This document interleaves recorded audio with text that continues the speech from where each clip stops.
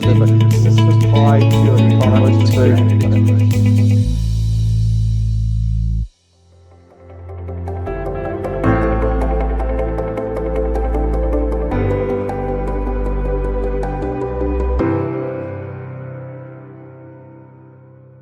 Australia's long-held ambition to become a renewable energy superpower in an era of decarbonisation has heightened the domestic demand for hydrogen, with companies clambering over each other to get a toehold in the rapidly expanding hydrogen market. With global hydrogen market generation projected to reach $230.81 billion by 2030, it's a compelling case study into why Aussie small caps are in hot competition to secure their own pathway to hydrogen production. Pure Hydrogen is a first mover in the hydrogen space, advancing plans to develop an emerald biomass to hydrogen plant at Moreton Bay in Queensland.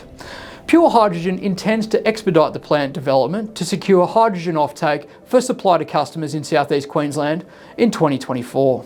Fresh off signing a JV funding agreement with CACH2 for Moreton Bay, Pure Hydrogen Managing Director Scott Brown joins me to discuss this development and more. Scott, welcome back to InvestorStream. Yeah, no, great to be here. So Moreton Bay is the first site you have planned in southeast Queensland. Before we get into the development of this specific site, can you give us an idea of the pipeline of sites you're building that will see you operate a number of these hydrogen fueling hubs?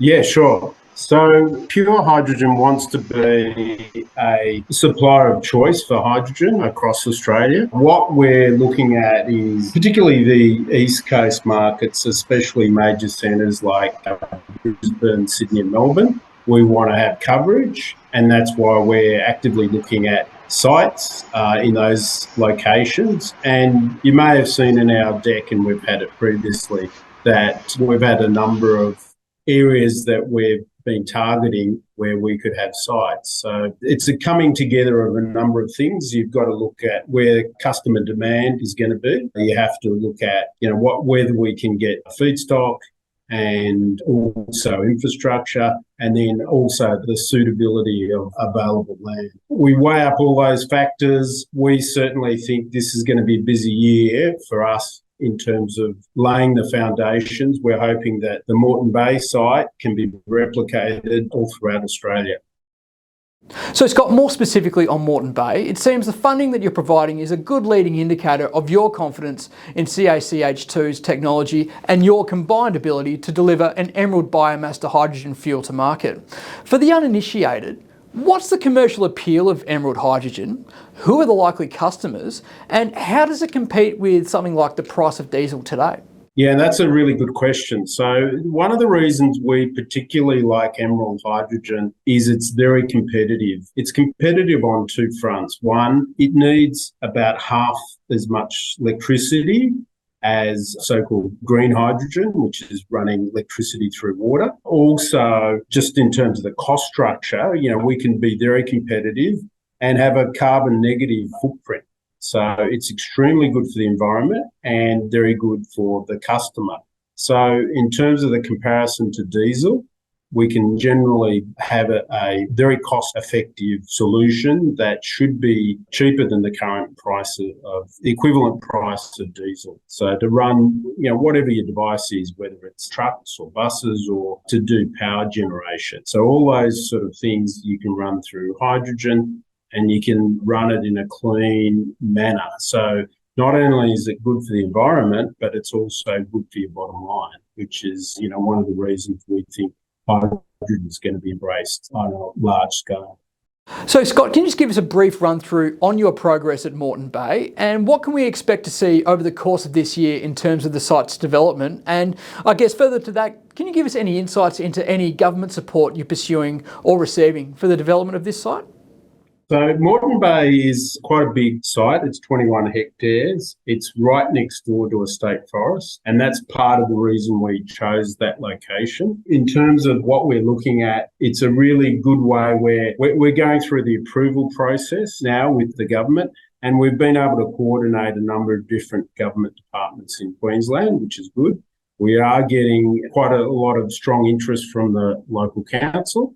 which we think is appropriate. They're very keen to have a plant in their neighbourhood. Indeed, Moreton Bay Regional Council have said by 2034 that they want to be net zero emissions or have zero emissions. We are getting some support there. One of the good things in terms of timing is we've chosen CAC because they have very good technology that can be modularised and replicated. And so the actual plant is built off-site. It can be taken to site and then installed, and it could be a fairly quick process. So we see that as a particularly good way, and that's why we've done it this way. We're looking, as the announcement said, to have revenue in 24, and it'll really be dependent on the approvals, which we think that we're going to get ultimately. Now, Scott, just before I let you go, can we just touch on the hydrogen-powered vehicles that you're developing, and specifically the progress you're making with the PepsiCo truck and the JJ Richards waste truck? And when can we expect these commercial vehicles to start their trials?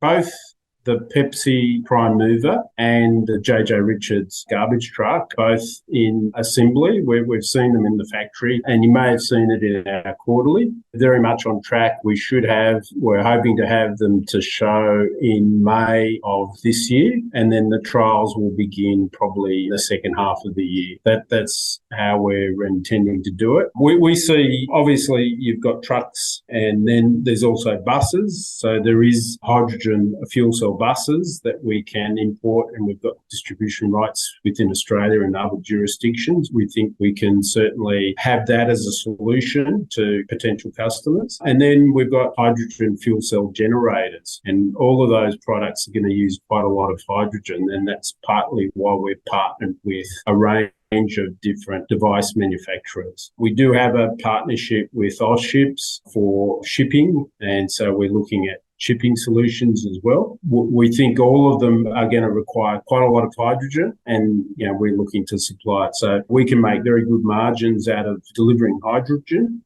but we can also make margin out of selling potentially devices such as trucks, buses, and the other devices I mentioned. So in terms of other ASX companies, I don't think anyone's got the breadth and depth of range and solutions that we can offer potential customers for a whole variety of different solutions. So we think we're very well placed to be a leading supplier of hydrogen in the Australian marketplace. Fantastic, Scott. Look, really appreciate you joining me today, and all the best. Okay, great. Thank you.